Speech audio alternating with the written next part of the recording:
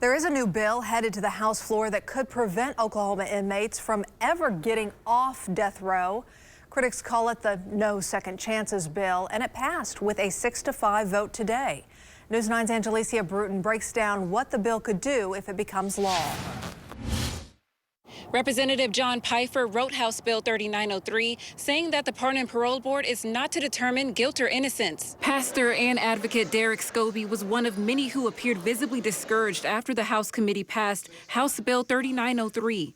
Bills like that, they make me want to be like Jed Clampett and load up my family and move to California away from this god-awful state where the leadership is atrocious. Representative Pfeiffer says the bill clarifies the responsibilities of the Pardon and Parole Board and the court system.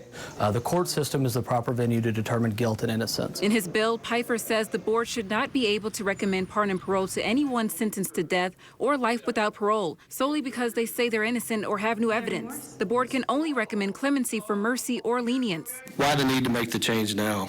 This bill sparked dozens of questions from lawmakers. What is the problem? Is it because Julius Jones was not executed?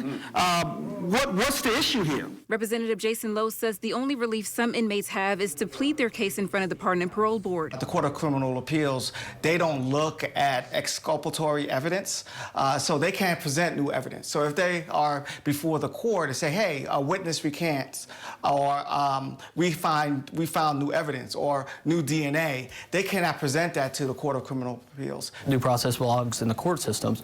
The Pardon and Parole Board, their interviews are a short amount of time. Oftentimes their witnesses aren't even under oath. So this is something that just has to go through the courts. The bill will now head to the House floor. In Oklahoma City, Angelicia Bruton, Oklahoma's Own, News 9.